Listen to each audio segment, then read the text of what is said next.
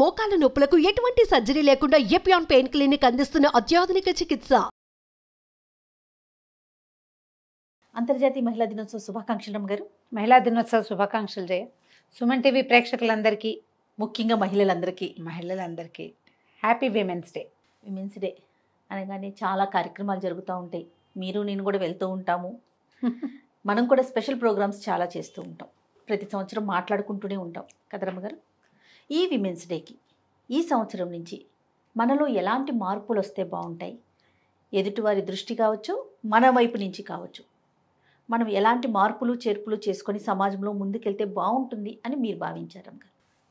ఏటా కొత్త కొత్త మలుపులు వస్తూనే ఉన్నాయి జయ. ముఖ్యంగా ఆడపిల్లల ప్రగతి, స్త్రీలు ముందంజ వేయటం, వ్యాపార దృష్ట్యా కానీ వ్యాపార రంగంలో, తర్వాత ఈ మన ఉద్యోగ రంగంలో అనుకో, ఇటీవల వ్యవసాయ రంగంలో కూడా మహిళలు రాణిస్తున్నారు. మంచి అవకాశాలు వస్తున్నాయి. సమాజం సపోర్ట్ చేస్తోంది. కుటుంబపు సపోర్ట్ కూడా ఖచ్చితంగా ఉంటుంది, లేకపోతే ముందుకెళ్ళలేకపోతాం. కాబట్టి రకరకాల ప్రెషర్స్కి గురవుతూనే ఇంటా బయట ఎన్నో రకాల ఇబ్బందులు పడుతూనే ముందంజ వేయాలనే చూస్తున్న ఆధునిక మహిళ ఈ రోజున చాలా ప్రత్యేకంగా కనపడుతుంది. మనం మామూలుగా విమెన్స్ డే అంటే నేను పెద్దగా డేస్కి పెద్ద ఇంపార్టెన్స్ ఇవ్వని, నాకు పెద్దగా నచ్చదు ఆ మాట. ఏదో ఒక రోజు మనది కాదు, ప్రతిరోజు మనదే. మనదే అయి ఉండాలి, మనదే అవుతోంది కూడా. ఇప్పుడు ఇందులో ఏవో ప్రమాదాలని, ఇబ్బందులని, ముందుకు వెళ్ళలేని పరిస్థితులని కనపడుతూనే ఉంటాయి. మనం పేపర్లో చూస్తే కనిపిస్తుంది, ఇది ఈ ప్రమాదానికి లోనయ్యారు, అత్యాచారానికి లోనైనవి. అద్భుతంగా చదువుకుని ఎంతో రాణింపుకు రావాల్సిన వాళ్ళ పరిస్థితి కూడా దుర్భరమైన స్థితిలోకి వెళ్ళిపోయినట్టు, మరణాలు, అవి కొంచెం బాధ కలిగిస్తూ ఉంటాయి. ఏంటి, ఆడపిల్లలు అన్ని చోట్లకి పరిగెత్తేస్తున్నారు, ప్రతి చోటకి వెళ్ళగలుగుతున్నారు, పైలట్లు అయిపోతున్నారు, వ్యోమగాములు అయిపోతున్నారు. ఈ స్థితిలో నుంచి మార్పు రావట్లేదు. ఏంటి, అది ఒకటి కనపడినా మనసు కలిచేస్తున్నట్టుగా ఉంటుంది. ఇంత 100% సక్సెస్ని చూసినా ఒక్క ఇన్సిడెంట్ విన్నప్పుడు అయ్యో ఏంటి మనం ఏంటి బలహీన పడిపోతున్నామా, దొరికిపోతున్నామా, ఇంకా ఇప్పటికీ మన సహయోగం లేకుండా ప్రపంచం ముందుకు నడిచే స్థితి లేని పూర్తి రోజు వచ్చేసినా కూడా మనం ఎక్కడో దొరికిపోతున్నామా? ఇంకా ఆడపిల్లల సేఫ్టీ ముఖ్యమైన విషయంగానే ఉందా? ఇంకా అమాయకంగానే ఉంటున్నారా? అమాయకంగా ఉంటున్నారా? ఇంకా బలహీనంగానే దొరికిపోతున్నారా? అవును రామ్ గారు. ఇప్పటికీ ఈ అత్యాచారం అన్న ఒక్క పాయింట్ మీదే వెనకబడిపోతున్నామా? అలా అనిపిస్తుంటుంది జయ. అది చూసినప్పుడల్లా నాకు దుఃఖంగా ఉంటుంది. అసలు ఎలాంటి యూనివర్సిటీస్లో, ఎలాంటి కోర్సెస్లో ఆడపిల్లలకి సమాన స్థాయిలో మగపిల్లలతోటి ధీటుగా పరిగెడుతున్నారు. ఇందాక మీరు వ్యవసాయం అన్నారు కదా రమ్మ గారు. మన దేశాల్లోనే కాదు, విదేశాల్లో కూడా మన మహిళలు వ్యవసాయ రంగం అంటే ఏంటో చేసి చూపిస్తున్నారు. మన తెలుగుడి సత్తా ఏంటో చూపిస్తున్నారు. ఎంతమంది మహిళలు ఉన్నారు. అవును, వ్యాపార రంగంలో కూడా చాలా మంచి గట్టిగా ఉన్నారు. అన్ని రంగాల్లో ఉండి ఎక్కడో ఒక చోట ఓ చిన్న పిల్లో, ఒక చదువుకున్న అమ్మాయో, ఓ వ్యాపారవేత్తో, ఒక వృత్తి విద్యా నిపుణురాలో, ఇవన్నీ కాకపోతే ఇళ్లల్లో ఉన్నవాళ్ళు దౌష్ట్యానికి దొరికిపోతున్నాం. ఇప్పుడు మనం దొరికిపోవటమా, అవతల వాళ్ళు దౌష్ట్యాలు మానుకోకపోవటమా? మనం దొరకటమే కాదు, ఇప్పుడు మనం దొరికామంటే మనకే దొరకట్లేదు కదా, ఇతరులకి దొరికేస్తున్నాం మనం. అవతల వాళ్ళు ఎందుకు తమతో సమానంగా రాణించగలిగే సహాధ్యాయినో లేకపోతే సహోద్యోగినో సహించలేకపోతున్నారా వీళ్ళు? అలా అనిపిస్తుంది. అంతేగా, అంత ఓర్చుకోలేని తనం ఎందుకు ఉంటుంది? ఇలా చంపేసైనా, నాశనం చేసేసైనా, ఎందుకు పనికిరానితనంగా చేసేసైనా ఏమిటి ఈ శక్తి చూపించేది? తెల్లారు లేస్తే ఆడవాళ్ళు లేనిదే సాగదే, అమ్మ లేనిదే నువ్వు లేవు, పెళ్ళాం లేనిదే నీ కథ నడవదు, పిల్లలు లేనిదే నువ్వు ప్రూవ్ అవ్వవు. పూర్తిగా ఆడవాళ్ళతోటే కదా జయ. ప్రతి చోట స్త్రీ అవసరం ఉంది. మరి ఎందుకు తమతో పాటు నడవాల్సిన వాళ్ళని, తమతో పాటు ముందుకు రావాల్సిన వాళ్ళని ఎక్కడో చోట ఇలాంటిది ఏదో ఒకటి చేసేసైనా వీళ్ళని వెనక్కి దూసేయాలనే ధోరణిలో ఇంకా ఉన్నారా వీళ్ళు? వాళ్ళకి నేర్పాలేమో అనిపిస్తుంది జయ నాకు. మన మగపిల్లలకి, మన ఇంట్లో ఉన్న అబ్బాయిలకి, మనతో పనిచేసే వాళ్ళకి, మన సబార్డినేట్స్కి, నీతో పాటు ఉన్న స్త్రీని నీతో సమానంగా నువ్వు ఎంత గౌరవం, ఎంత మర్యాద, ఎంత విలువ కావాలనుకుంటావో అదే మర్యాద, అదే గౌరవం, అదే విలువ నీతో పాటు ఉన్న స్త్రీలకి ఇవ్వటం నేర్చుకో అని చెప్పాలి. అది ప్రతి అడుగడుగున అడుగడుగున ప్రతి చోట, ఒక ఉద్యోగంలోనే కాదు, ఒక ఇంట్లోనే కాదు, ప్రతి చోట ఎక్కడ ఏ పాత్రలో ఉన్నా ఆ స్త్రీకి సరైన గౌరవం ఇవ్వాలి. మీరు ఏది కోరుకుంటున్నారో తను కూడా అదే కోరుకుంటుంది, అదే కోరుకుంటారు. కానీ చాలా మంచి వ్యాలిడ్ పాయింట్ రమ్మగారు. అది ఎందుకు మనకు అక్కర్లేదు, ఇది మనకు అవసరం లేదు అని మానేసేందుకు? ఇది మనం 100 ఏళ్ల వెనకబడి లేం కదా. అవును, లేము. ప్రతి పోటీ పరీక్షలోనూ ఆడపిల్లలు తమ పూర్తి శక్తియుక్తులు ప్రదర్శిస్తూ ఉంటే, ప్రతి చోట వాళ్ళ వంతు వాళ్ళ గ్రాప్ చేసేసుకుంటూ ఉంటే మీరు ఎందుకు వాళ్ళతో పాటు ముందుకెళ్ళరు? వాళ్ళని మీతో పాటు ఎందుకు ముందుకు తీసుకెళ్ళరు? ఎందుకు గౌరవించరు? ఈ గౌరవం మనం అడిగితే రాదు జయ, నేర్పితే వస్తుంది. 100% నేర్పాలి. ప్రతి తల్లి ఈ ఉమెన్స్ డే రోజున మనం చేయవలసింది ఏంటంటే, ఏడుస్తుంటే ఆడపిల్లలాగా ఏడుస్తున్నావు లాంటి మాటలు అనకండి. ఆడదానిలాగా చేతకాంతనంగా ఉన్నావు అనద్దు. ఆడాళ్ళు చేతకాని వాళ్ళు కాదు. ఆ చేతకాని వాళ్ళైతే నువ్వు ఎట్లా పుట్టేవు? నువ్వు ఒక ఆడది చచ్చితేనే బతికేవు, పుట్టేవు నువ్వు. లేకపోతే నువ్వైతే చచ్చి బతకలేదు కదా. అంతేగా, నువ్వైతే కాదు. ఒక ఆడది చస్తేనే ఒక శిశుజననం జరుగుతుంది. చచ్చినంత పని అయితేనే. నీకు మందు ఇదివరకటి లేవు, మందులు లేవు, మాకులు లేవమ్మా. ఇప్పుడు హాస్పిటల్స్ వచ్చినాయి, అడుగడుగున మందులు వచ్చినాయి, ఫోలిక్ యాసిడ్ వచ్చింది, కాల్షియం వచ్చింది, ఐరన్ వచ్చింది, బాగానే ఉంది. నొప్పి అది ఉందా లేదా? ఉంది కదా. బరువు అదే ఉంది.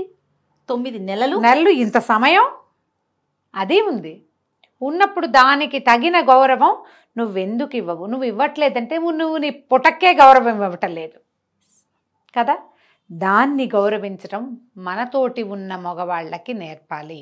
మీరు విమెన్స్ డే సెలబ్రేషన్ అంటే మనమే 10 మంది కలిసి మనమే మాట్లాడుకుని మనమే జై కొట్టుకుంటేనా? కాదు.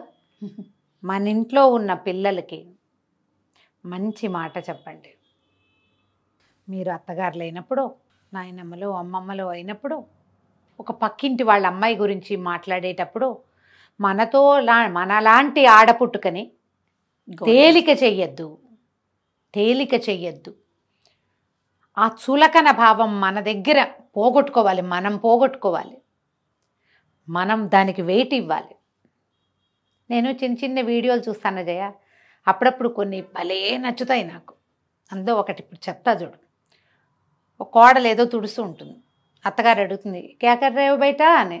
సాఫ్ కర్ రే హూ మాచి అంటుంది. అజా ఇదరా అని పిలుస్తుంది. అత్త కోడలు పక్క పక్కన కూర్చుంటారు.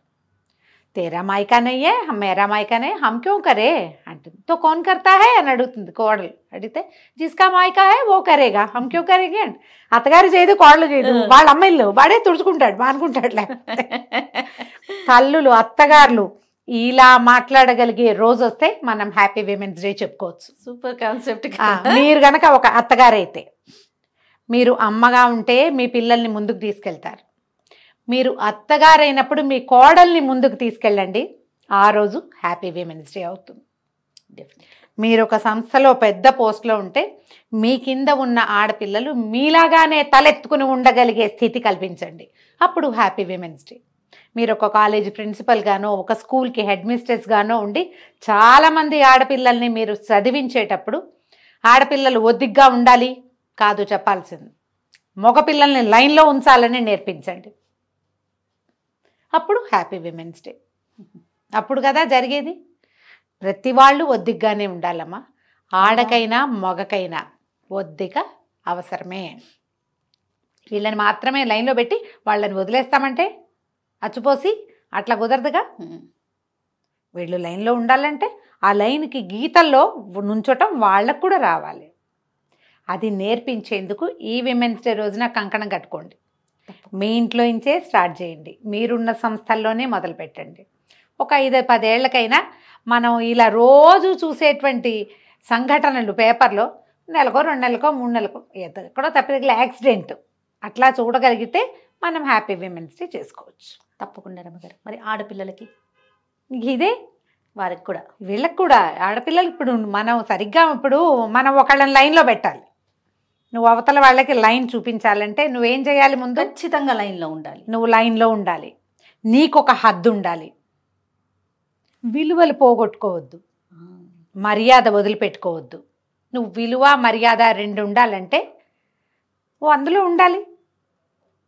కొన్ని గీతలు ఉండాలి, బ్యారికేడ్స్ ఉండాలి ప్రతి పద్ధతికి, ప్రతి విషయానికి. నేను హద్దులు దాటుతాను, నా ఇష్టం, అమ్మ నాన్న మాట విన్ను, నా ఇష్టారాజ్యంగా నేను చేస్తాను. అవతల వాడి దారిలో ఉండాలంటే ఉండరు అట్లా. అది నువ్వు ఒక గీతలో ఉండు, అవతల వాళ్ళని ఆ గీత లోపలికి లాగి నుంచోబెట్టగలుగుతావు.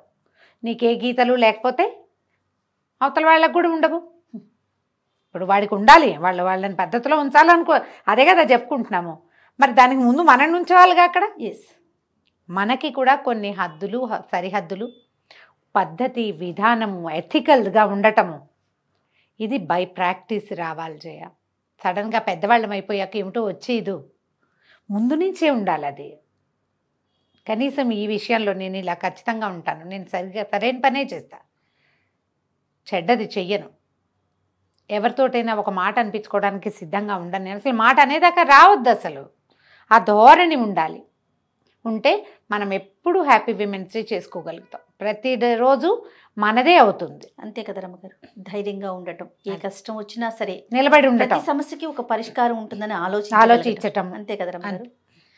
రీసెంట్గా నేను సోషల్ మీడియాలో ఒక చిన్న న్యూస్ చూశానండి, ఈ సందర్భంగా మీతో షేర్ చేసుకుంటాను. ఒక అమ్మాయి, ఆదిలాబాద్లో ఉన్న ఒక అమ్మాయి, తలసేమియా వ్యాధితో పుట్టినప్పటి నుంచి తనకు ఆ ఇష్యూ ఉంది. మరి మీరు చూసారో లేదో, ఓకే. ప్రతి 15 రోజులకి ఒకసారి తలసేమియా అంటే బ్లడ్ మళ్ళీ ఎక్కించుకుంటూ ఉండాలి కదా. పేరెంట్స్ అట్లాగే పెంచారు, పెద్దదయ్యింది. పక్కింటి అబ్బాయి ఇష్టపడ్డాడు ఈ అమ్మాయిని, పెళ్లి చేసుకుంటానని అడిగాడు.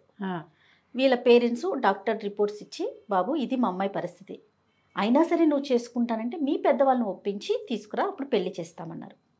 వాళ్ళ పెద్దవాళ్ళని అడిగితే అబ్బాయి తరపున అసలు ససేమిరా అన్నారు.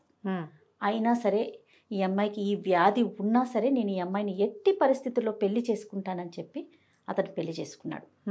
నాకు తెలిసి, అంటే నేను స్టోరీ చదివిన దాన్ని బట్టి ఫైనాన్షియల్గా కాస్త బెటరేనేమో అనిపించింది. ప్రతి 15 రోజులకు ఒకసారి సేమ్ యాజ్ యూజువల్ తన చెకప్స్ కానీ బ్లడ్ ఎక్కించుకోవటం కానీ జరుగుతూ ఉంది. అయితే ఈ అమ్మాయికి తల్లి కావాలనిపించింది. డాక్టర్స్ ఏం చెప్పారు, నువ్వు తల్లి అయ్యావంటే కనుక పుట్టే బిడ్డకి ప్రమాదం, 15 రోజులకు ఒకసారి బ్లడ్ ఎక్కించుకోవటం అనేది చాలా రిస్క్తో కూడుకున్నది కదా. అయినా సరే ఎట్టి పరిస్థితుల్లో నేను తల్లినై చూపించాలంటే ఫస్ట్ కేసు అంటారు అమ్మగారు, తలసేమియా బాధితులు ప్రెగ్నెన్సీ రావటం. 3 months వరకు అసలు ఎవరికి చెప్పొద్దని చెప్పారంట డాక్టర్స్. ఎక్కడ నువ్వు షేర్ చేయొద్దమ్మా అని ఇంట్లో వాళ్ళకి కూడా చెప్పకుండా ఉంచి, తర్వాత 3 months తర్వాత నేను ప్రెగ్నెంట్ అని చెప్పి హాస్పిటల్లోనే ఉండి ఒక బిడ్డకి తల్లి అయ్యింది రమ్మగారు. 36 సార్లు ఆ అమ్మాయి ప్రెగ్నెన్సీలో బ్లడ్ ఎక్కించుకుందట. 36 సార్లు. అంటే నేను ఇప్పుడు ఈ విషయం ఎందుకు చెప్తున్నానంటే విల్ పవర్ చూడండి. తను ఎట్టి పరిస్థితుల్లో నేను తల్లినై చూపించాలి, డాక్టర్ల సహకారం కూడా, అది చూడండి. ఆ విల్ పవర్తో, అంటే ఎలాంటి సమస్య ఉన్నా కూడా మనము నిజంగా జయించగలము అనుకుంటే దాన్ని ముందుకు తీసుకెళ్ళగలుగుతాము. అంటే మనకు ఉండాలి ఆ రకమైంది. డాక్టర్ గారు కింద ఒక చిన్న లైన్ ఇచ్చారనమాట, మా మందులు 40% పనిచేసినాయి, ఆ అమ్మాయి విల్ పవర్ 60% పనిచేసింది. అంటే మనోధైర్యానికి మించిన మందు లేదు. ఆడపిల్లలకి ఈ అమ్మాయి బెస్ట్ ఎగ్జాంపుల్. తను చనిపోతుంది, ఒకవేళ చనిపోయినా పర్వాలేదు కానీ నేను ఒక బిడ్డకి తల్లినవ్వాలి అనే ఆ కాన్సెప్ట్ ముందుకు తీసుకెళ్ళింది. చాలా హ్యాపీగా అనిపించింది ఆ స్టోరీ చదివినప్పుడు. అంటే మనం చిన్న చిన్న సమస్యలకి కృంగిపోవటం, మనం తను అంటే ఏదైనా చిన్న ప్రాబ్లమ్స్ రాగానే పరిగెత్తేసి ఎక్కడైనా దూకేసి తాగేసి బిడ్డలు కూడా ప్రధానికి చచ్చిపోవటమే అల్టిమేట్ గా. చనిపోతాను, నేను ఇంక బతకను, నేను వెళ్ళిపోతాను, నేను అయిపోతాను. ఊరికే చిన్న చిన్నవి పుట్టింటికి పంపలేదని, అడిగి అనుకున్నది వస్తువు కొనలేదని, అనుకున్నట్టుగా ఫంక్షన్ చేయలేదని, అలాంటి వాటికి కూడా వాటికే చచ్చిపోవాలా? అవును, వచ్చే ఏడాది చేసుకోకూడదా? చేసుకోవచ్చు కదా. అలాంటి వారికి వీళ్ళు బెస్ట్ ఎగ్జాంపుల్. నిజంగా చాలా మంచిగా అనిపించింది ఆ స్టోరీ చదివిన. ఈ విమెన్స్ డే సందర్భంగా ఇట్లాంటి ఒక మంచి అద్భుతమైన విల్ పవర్ ఉన్న ఒక అమ్మాయి విషయం మనం ఇలా పబ్లిక్ చెప్పడం కూడా చాలా అద్భుతమైన సంగతి. ఎవరైనా సరే మనిషి అన్నవాడికి విల్ పవర్ అవసరం. ఆడవాళ్ళు ఎంత స్ట్రాంగ్గా ఉంటే కుటుంబం అంత స్ట్రాంగ్గా ఉంటుంది. ఫ్యామిలీ స్ట్రాంగ్గా ఉంటే సొసైటీ స్ట్రెంగ్దెన్ అవుతుంది. గుడ్ సొసైటీ వల్లే భారతదేశం బాగుపడుతుంది. అంతే రమ్మగారు. దేశాన్ని ముందుకు తీసుకెళ్ళడానికి ఆడపిల్లలు తమ యొక్క విల్ పవర్ తోటి దీన్ని ముందుకు తీసుకెళ్ళాలి. రైట్. నమస్తే రమ్మగారు. నమస్తే జయ.